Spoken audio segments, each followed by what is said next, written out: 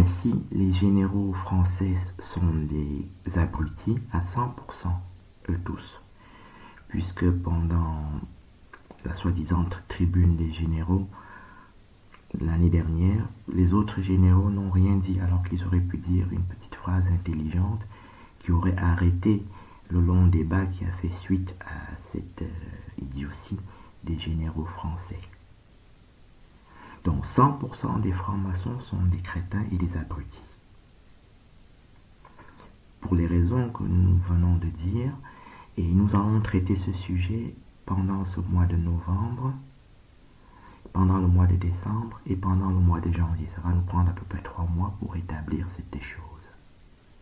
Donc le créateur de la franc-maçonnerie était lui-même un traître qu'on appelle, il était condamné pour haute trahison, Albert Pike. Et ce que les généraux français ont fait, c'est une forme de haute trahison. On n'essaie pas d'être excessif. Quand tu es responsable du renseignement dans un pays et que tu es tenu de manière formelle à une certaine discrétion et à la réserve, pour cette même raison d'ailleurs, tu ne peux pas te lever et faire croire aux gens qu'un problème prioritaire et citer un faux problème comme problème prioritaire. Ça veut dire que tu essaies d'égarer les gens. Le renseignement veut dire qu'ils savent tout, qu'ils savent ce qui est comme problème, danger pour la France, à l'intérieur et à l'extérieur du pays.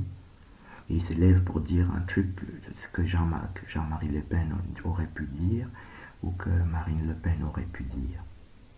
Jean-Marie Le Pen, c'est un vaurien hein, comme sa fille, mais lui, il avait un don de dérision, d'autodérision, qui fait que c'était quelque chose d'amusant, les choses qu'il disait. Et en cela, c'est même quelqu'un qu'il faut saluer, parce que Mélenchon aussi et tous les autres sont des vauriens, mais on ne voit pas cette dérision, donc ils se prennent au sérieux alors que c'est des vauriens. Alors que Jean-Marie Le Pen, c'était le premier homme politique français qui déconnait, tu voyais qu'il n'était pas sérieux dans ce qu'il disait, qu'il était en train de déconner. Ça s'appelle l'autodérision, qui est un signe d'intelligence en fait, de grande intelligence. Sa fille ne vaut rien, et ce que les généraux français ont fait, c'est même moins que ce que Marine Le Pen et Éric Zemmour auraient dit. Et pour eux, c'est grave parce qu'ils sont en train d'égarer les gens, de faire croire que voilà, le problème des banlieues, ça concerne à peu près 10% de la population française. C'est très grave, mais il reste 90% des Français qui ne vivent pas dans les banlieues. Tu ne peux pas venir citer un problème minoritaire, qui est même grave, mais qui ne concerne pas 90% des gens, alors que tu es responsable du renseignement du pays. Donc c'est des abrutis vraiment supérieurs, plus abrutis même que les policiers. Au mois de mai, de juin et de juillet dernier, c'est-à-dire maintenant, de cette année, j'ai fait toute une série sur la police, où j'expliquais que le suicide policier, c'est des policiers qui tuent d'autres policiers, qui sont intelligents, pour garder une police stupide. J'ai fait toute une série sur la police.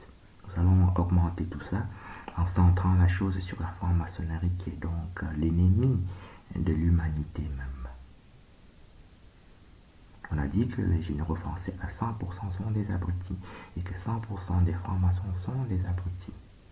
J'avais aussi dit au mois de février et de mars que l'islam est une fausse religion et qu'il n'y a jamais eu de savants dans l'islam depuis des milliards d'années.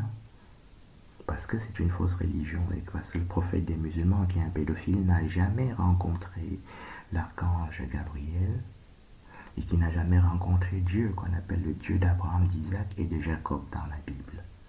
J'ai fait au mois de février et de mars cette année une longue vidéo de 6 heures qu'on trouve sur tous les sites du docteur Serge Tuèche et qu'on trouve aussi sur YouTube et sur Facebook, où j'expliquais cela. Donc il y a des appels au meurtre dès le chapitre 2 du Coran. C'est-à-dire dès la 2e page du Coran, il y a 4 appels au meurtre, meurtre des chrétiens qui s'appelle associationniste. Dans l'islam, on peut épouser une fille de 6 ans, ils expliquent comment la répudier un mois ou 2 ou 3 après. Nous allons refaire tout ça. On peut couper les mains des gens qui sont des actes de mutilation sommaires et qui ne viennent pas de l'archange Gabriel. Je l'avais expliqué abondamment, nous allons le réexpliquer ici. On dit le voleur et la voleuse, coupez-lui la main, en une phrase comme ça. Et c'est un sauvage qui peut dire quelque chose comme ça. Tous les actes qu'un homme, on ne parle pas de Dieu ou d'un ange, qu'un homme fait est terriblement élaboré. Voilà. Quand une femme met son vernis à ongles, ça prend 1 heure, et il y a plusieurs étapes, elle doit enlever l'ancien vernis, voilà. Il y a une lime à ongles, il y a plein d'outils. Quand un homme se brosse les dents, c'est tout un acte, c'est même religieux. Donc chaque acte qu'un homme fait depuis sa naissance est terriblement élaboré, alors que dans l'islam, il y a 1,5 milliard de gens qui sont des crétins parfaits, qui coupent les mains sur une seule phrase qu'un crétin prophète a dit. Il dit, le voleur et la voleuse, coupez-lui la main, c'est tout. Il n'y a aucune échelle de proportionnalité ni de gravité. Donc on va refaire ça, chapitre par chapitre, on va expliquer que l'islam lui-même est une fausse religion, et que le prophète des musulmans était donc un pédophile, voilà, puisqu'il explique comment épouser une fille de 6 ans et comment la répudier. Donc c'est écrit, c'est prescrit. Voilà. Marc Dutroux, qui est un puissant pédophile belge, il aurait pu, s'il avait su ça, il aurait pu aller vivre dans un pays musulman, il aurait pu se taper toutes les filles de 6 ans toute sa vie sans jamais être condamné. Voilà. La pédophilie institutionnelle, parce qu'on dit ça chaque fois, les musulmans ils tentent d'égorger les gens, mais c'est pas comme ça qu'il faut faire, c'est écrit dans le Coran, et il explique très bien, nous allons refaire ça, il explique très bien comment répudier la femme. Donc c'est dit, tu prends une fille de 6 ans, tu l'épouses, et 3 mois après tu la remets à ses parents, voilà. Comme tu peux faire plusieurs femmes, tu peux te marier 4 fois en un mois, et 3 mois après, tous les mois tu fais ça. Donc c'est vraiment de la pédophilie institutionnelle. C'est par bêtise, parce qu'il y a une grande stupidité chez les musulmans qui ne lisent pas les choses. Quand on dit que le prophète des musulmans est un pédophile, on n'est pas du tout en train de calomnier le prophète. Et les coupures de mains qu'ils font, c'est de la barbarie aussi. Ils excisent les femmes aussi. Tous les actes de mutilation relèvent soit de la psychiatrie, soit de la sauvagerie. Donc nous allons refaire tout ça pour expliquer que 100% des francs-maçons sont des abrutis et des crétins. Les généraux français, leur stupidité, vient partiellement de ce que, donc ils étaient d'abord fils du préfet et qui sont allés dans les grandes écoles parce qu'il était fils du préfet, pas parce qu'il était intelligent. Et que quand il sort de la grande école, c'est aussi pour la même raison qu'il devient général après. Voilà. Et que aussi, l'autre stupidité vient de ce qu'il est en plus franc-maçon. Donc nous allons expliquer que 100% des francs-maçons sont des crétins supérieurs. Et que l'islam est une fausse religion, ce n'est pas parce que nous défendons le voile islamique qu'on est en train de dire que l'islam... J'ai eu toute une vidéo de 6h, 6h30, que j'avais faite en février et en mars 2022. Et j'ai une vidéo équivalente que j'ai faite en 2021 et en 2020. Il est important que les gens sachent ces petites choses. Nous allons recommencer tout ça de manière séquentielle pendant ce mois de novembre, de décembre et de janvier prochain pour remettre les choses en place. Donc, je suis le docteur Serge Tuech, je suis médecin belge d'origine camerounaise. Je suis le seul chirurgien au monde, comme on le voit sur cette image, ayant jamais publié en auteur unique et solitaire une série de 167 transplantations hépatiques. C'était en 2003. Il y a 20 ans et personne n'a jamais battu ce record. Il s'agit d'une difficulté technique scientifique qui est très importante parce que dans la transplantologie, tu as chaque fois 2 patients. Et les chirurgiens sont habitués, sont très intelligents parce que pour être chirurgien, tu as d'abord Bac plus 7. Je suis médecin en Belgique, tu es médecin, c'est Bac plus 7. Et puis tu fais encore 6 à 7 ans pour être chirurgien. Moi je suis Bac plus 14. Major de promotion. Donc le 6 juin 1996, en Belgique, Bruxelles, il y a eu un examen national que le ministère fait. C'est fait sur le système du baccalauréat. C'est-à-dire il n'y a pas les noms sur le papier, c'est des numéros. C'est-à-dire on ne peut pas reconnaître le fils du préfet, le fils du commandant. Et j'étais donc major de promotion des 100 chirurgiens belges de ma promotion. Ça te donne une puissance sémantique qui est énorme. En France, tu as 250 000 militaires dans l'armée française. Moi, tu as vu comment je parle sur les généraux français. Voilà. C'est ça qu'on appelle une puissance sémantique. Il y a 1,5 milliard de musulmans. Mais la force brute, que ce soit des coups de boule comme Zidane donne, ou égorger les gens comme on a égorgé les 2 Suédoises au Maroc, ça n'a rien. Une force sémantique, c'est beaucoup plus important. Et c'est ça que je dispose de cette force-là. Donc j'ai été victime en Belgique et en France d'une très très grande discrimination et même des calomnies par un réseau pédophile dans des journaux. Et la justice belge et française tente de ne pas juger cette affaire aujourd'hui. Et je suis obligé de faire ce que je fais maintenant jusqu'à ce que la justice statue sur ces faits-là. Ils utilisent des réseaux pédophiles dans la franc-maçonnerie pour essayer d'étouffer cette affaire grave. Et donc, j'ai une puissance sémantique, c'est-à-dire intellectuelle. Je suis presque de l'ordre d'un savant. Savant, c'est quelqu'un qui peut parler, dire quelque chose que 3 milliards de catholiques ne savent pas. Pendant 20 ans en France, il y a eu un débat sur le voile islamique et personne ne savait, parmi les chrétiens, ils ne savent pas ce que j'ai écrit, tout ce que j'ai écrit sur le voile islamique. C'est une démonstration de cette puissance sémantique dont je dispose. Et mon but étant de faire juger l'affaire. Je disais donc en transplantologie, il y a à chaque fois 2 patients. La plupart des chirurgiens, tu as un orthopédiste, il publie sa série de 1000 prothèses totales de hanches. Et c'est très facile parce que chaque fois c'est un patient. Voilà. Alors que dans la chirurgie de transplantation, tu as chaque fois 2 patients. Un patient qui donne la greffe et un patient qui reçoit la greffe. Le patient donneur souvent est mort, parfois c'est rare, il est vivant. On appelle ça split liver transplantation, c'est-à-dire on prend juste une partie du foie. Dans tous les cas, donc, tu as 2 patients. Quand tu parles de 1 patient, c'est 2 patients. Et quand tu fais tes analyses, c'est très très difficile. Et je suis le seul au monde qui ait réussi cette performance de pouvoir analyser tout seul. Et c'est d'un point de vue scientifique, c'est très important parce que les autres études sont des études qui sont faites en groupe. Plusieurs chirurgiens se mettent ensemble et tout de suite tu as un downstaging parce que une régression logistique parce que toutes les analyses se font à la baisse. Et ce qui fait qu'il y a des grosses erreurs dans la pertinence des analyses qu'on peut faire. Ce qui fait que donc, je suis le seul au monde à avoir fait de toutes les façons cette étude seule. Et même un Chinois ne peut pas faire ça. Ce qui fait que donc, si j'ai un adversaire quelque part, il doit tenir compte des informations que je viens de donner. Par ailleurs, j'ai été rosicrucien. La Rose-Croix et la franc-maçonnerie, c'est la même chose. La Rose-Croix est un peu plus déiste. Voilà. C'est la même étoile de David, et David n'a pas d'étoile. Le roi David n'a aucune étoile dans la Bible. Dans toute la Bible la plus élargie, c'est la Bible des Éthiopiens qui fait 80 livres avec le livre de Jachère, le livre des Jubilés, le livre d'Esdras, et il y a l'étoile de David nulle part. Voilà. Il n'y a pas d'étoile de Salomon non plus. Il n'y a pas de sceau de Salomon, il n'y a pas de sceau de David. Ce sont des items de sorcellerie. Le talmudisme ashkénaze, aujourd'hui, c'est de la sorcellerie. Ça n'a rien à voir avec le judaïsme de Moïse. Les ashkénazes et séfarades ne sont pas juifs. Ce sont des faux juifs. Puisqu'on dit dans Apocalypse chapitre 2, verset 9, on dit « Synagogues de Satan ne sont pas juifs ». Voilà. Apocalypse chapitre 2, verset 9. Apocalypse 3, verset 9 répète la même chose. Synagogues de Satan ne sont pas juifs. Ils disent qu'ils sont juifs, mais ils mentent, ne sont pas juifs. Voilà. Et on parle de séfarades et ashkénazes. Genèse chapitre 10, verset 1 à 32. Les fils de Noé, Sem, Cham, Japhet, fils de Japhet, ashkénazes.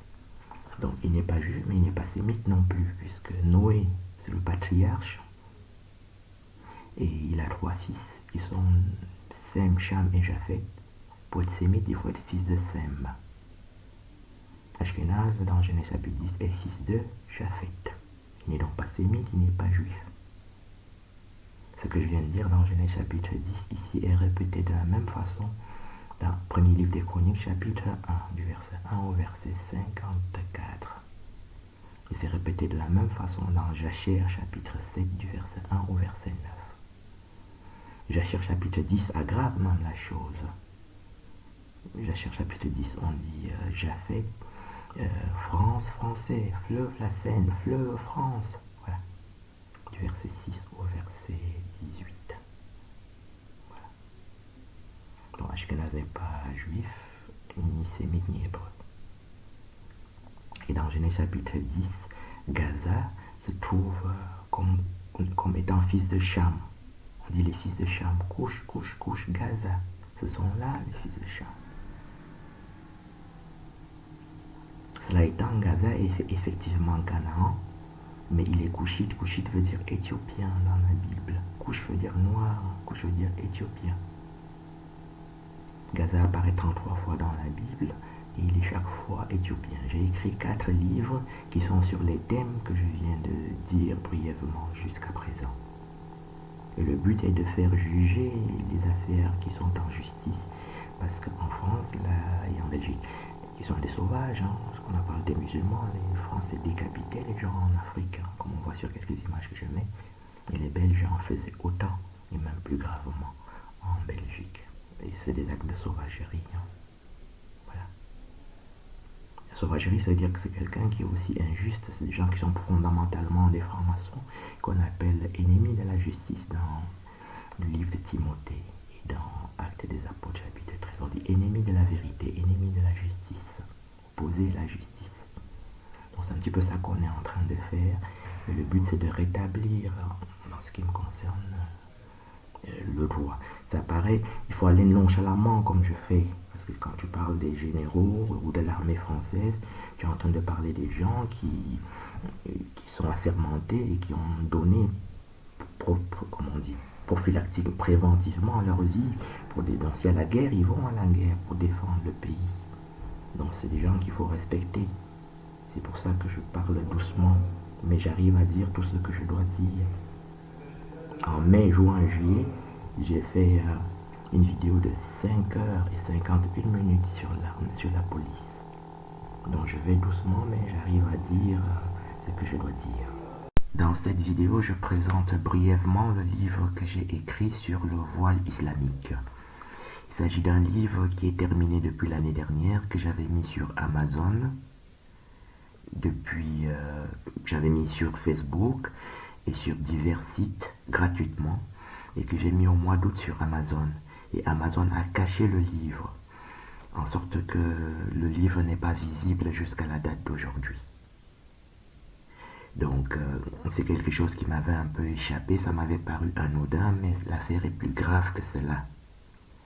Puisque 1 an après les faits, est survenu ce qu'on appelle en France l'arrêt Burkini, qui est une décision du Conseil d'État français faite par des juges parfaitement stupides et racistes et bêtes, qui a pour but de paganiser la France. En fait, en France, la franc-maçonnerie, selon Vincent Payon, est la religion de la République.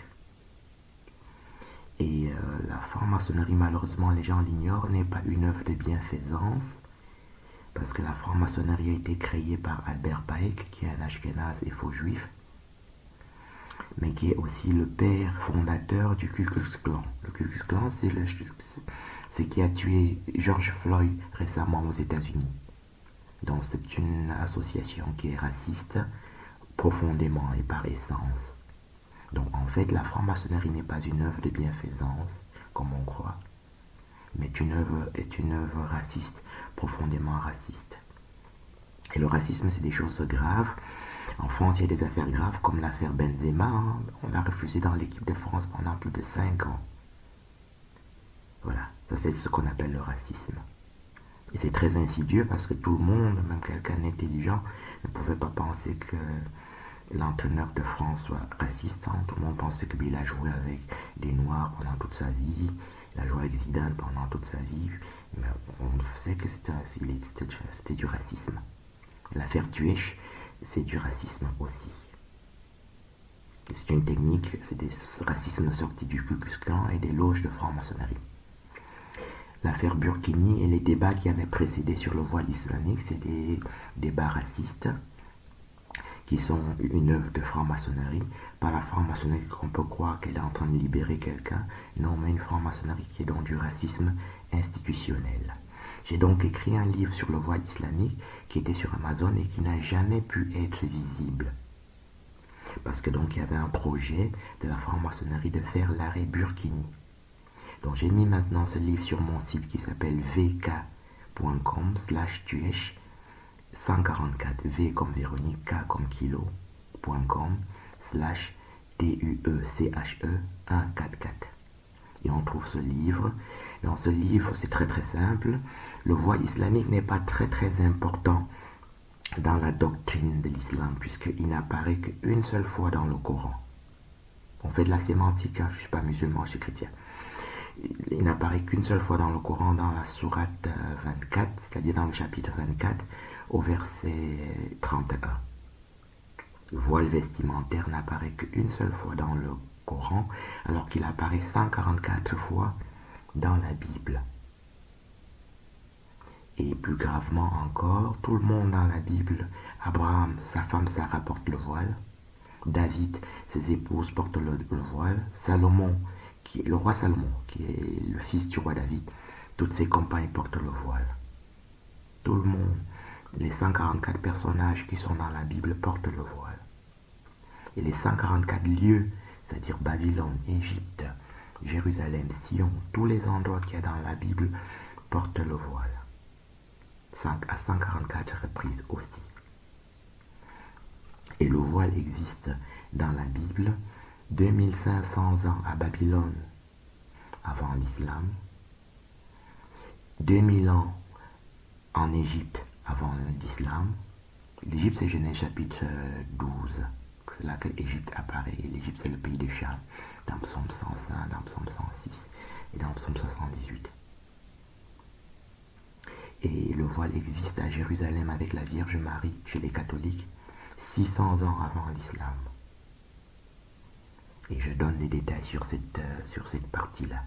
La façon dont mon livre a été traité sur Amazon est dans un complot de la franc-maçonnerie qui visait à cacher cette vérité que j'avais écrite pour mes des amis musulmans. De tous bords, hein, qui sont orthopédistes, qui sont taximans, qui sont boutiquiers. Et quand tu es avec eux, tu vois que c'était une violence, les débats télévisés. Et c'est encore plus violent aujourd'hui quand tu es avec eux, ils disent « Ah, les enfants ne peuvent pas aller à la piscine. » Voilà. Donc c'était un complot. Et la franc-maçonnerie, c'est donc du Ku Klux Klan, c'est du racisme. L'affaire Tuech, c'est du Ku Klux Klan qui est sorti des loges de franc-maçonnerie. L'affaire Benzema, c'est du Ku Klux Klan sorti des loges de franc-maçonnerie. Et c'est très élaboré. Voilà.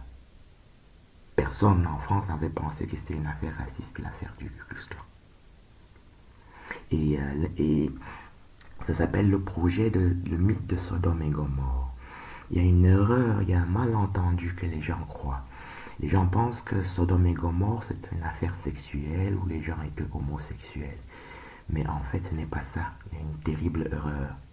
Dieu n'a pas détruit Sodome et Gomorre dans Genèse chapitre 19 à cause de leur homosexualité. Quand j'étais étudiant en première année de médecine, je suis allé chez un ami, il avait acheté un disque de Elton John et il m'a dit « Ah, Elton John est homosexuel ». Tout le monde écoute Elton John, ça n'a jamais dérangé personne. Qu'Emmanuel Macron soit homosexuel avec Benalla ou avec une autre personne, les gens s'en foutent. Hein. Donc, le mythe de Sodome et Gomorre dans Genèse chapitre 19 n'a pas été détruit à cause de la sexualité des gens qui étaient là-bas. C'est parce que c'était un projet de la franc-maçonnerie qui est un projet d'injustice et de violence. En fait, on dit dans Genèse chapitre 19 que les gens du plus petit au plus grand, ils étaient en train de vouloir casser la porte de Lot. Lot, c'est le neveu d'Abraham, pour prendre à Lot des choses qui ne leur appartenaient pas. Voilà. Et Lot a été sauvé de justesse parce qu'il y avait des anges dans la maison de Lot qui ont frappé ces personnes d'aveuglement, en sorte que ces personnes n'arrivaient plus à trouver la porte d'entrée de Lot, qu'ils étaient prêts à casser. Et on dit du plus petit au plus grand. C'est là qu'on a la preuve que ce n'est pas sexuellement qu'il y avait un problème. Parce que la sexualité commence à la puberté, quand quelqu'un atteint sa maturité physiologique sexuelle. La puberté, c'est approximativement à partir de 9 ans. Alors quand on dit du plus petit au plus grand, ça veut dire petit veut dire que quelqu'un a 7 ans. Voilà. Même il est en dessous de 7 ans. Voilà. Et qu'ils étaient tous en train de vouloir enfoncer la porte de Lot pour prendre des choses qui ne lui appartenaient pas. On a des détails plus précis sur cette injustice et la violence de la franc-maçonnerie et du Ku Klux Klan dans le livre de Jachère, qu'on appelle aussi le livre du juste. C'est plus précis dans sa version en anglais qu'on appelle le livre de Jachère. Eh bien, c'est des gens qui avaient créé des faux juges qui rendaient des arrêts iniques, c'était des arrêts injustes. Et l'arrêt Burkini est un arrêt fait par des faux juges stupides, qui est un arrêt injuste. Et quand l'injustice, combattre l'injustice n'est pas un choix, c'est une obligation. C'est-à-dire quand tu as face à une injustice, tu vas la combattre.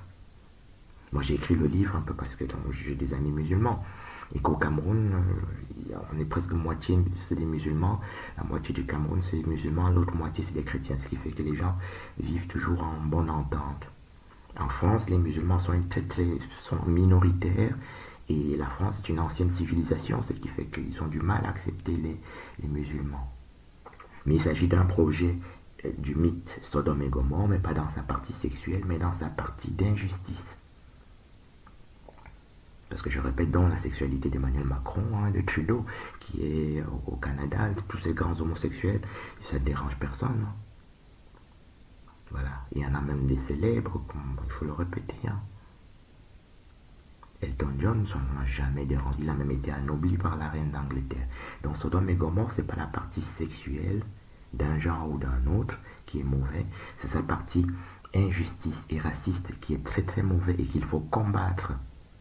Voilà. L'injustice, et l'arrêt Burkini, c'est un arrêt qui est injuste.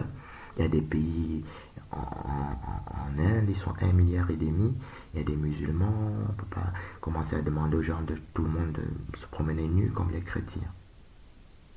C'est un projet qui se donne une apparence sexuelle, c'est-à-dire que tout le monde doit aller en bikini à la piscine, mais c'est pas cette partie-là qui est grave, c'est la partie d'injustice. L'affaire Benzema, c'est une affaire d'injustice. L'affaire Tuech, c'est une affaire d'injustice. Et l'injustice est devenue en France institutionnelle. Et l'injustice même ordinaire doit être combattue à mort. Et s'il est établi que l'injustice est institutionnelle, c'est-à-dire que c'est l'État qui crée l'injustice, l'État doit être combattu et être renversé pour que l'état de droit soit rétabli. Les généraux français sont des parfaits abrutis parce qu'ils ont fait une tribune l'année dernière pour s'inquiéter du trafic de drogue dans les banlieues. Bon, on ne dit pas que c'est bien le trafic de drogue, on ne dit pas que les banlieues c'est cool non plus. Mais c'était une fausse affaire parce que en Italie, il y avait eu une affaire, il y a une mafia italienne qui n'est pas une mafia comme ça d'importation. C'était une mafia qui était là depuis 2000 ans.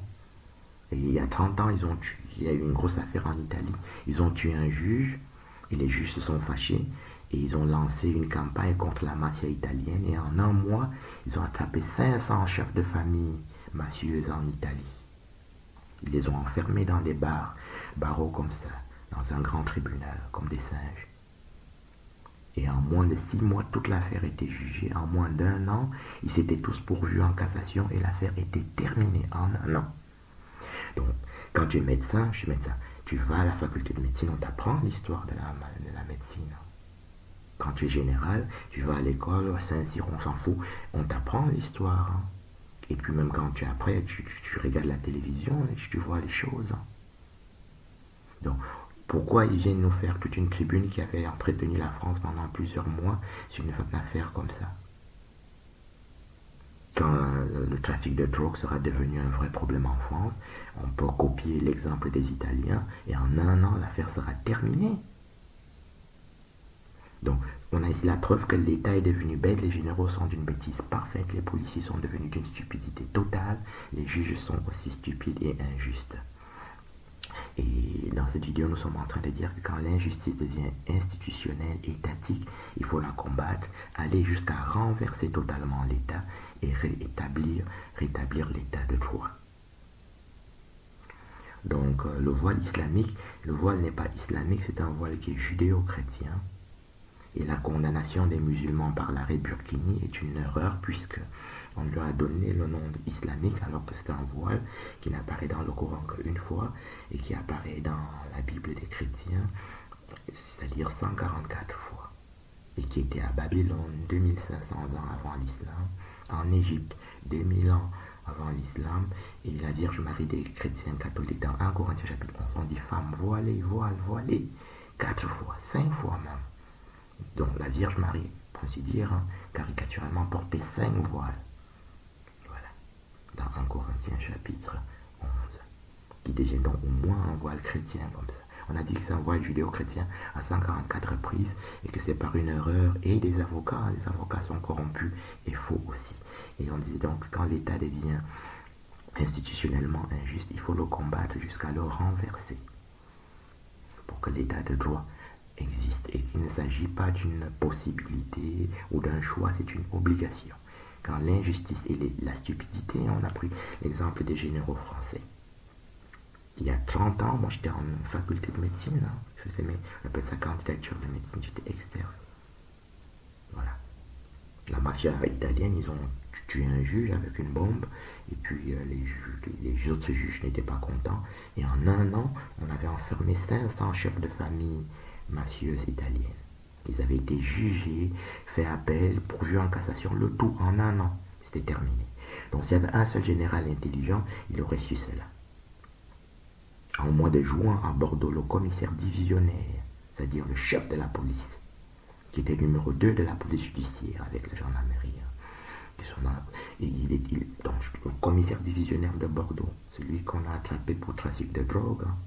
Donc si les généraux étaient intelligents, ils surveilleraient plus les policiers qui font du trafic de drogue que le petit arabe sans papier qui est en train de faire le trafic de drogue parce que lui, il est moins dangereux.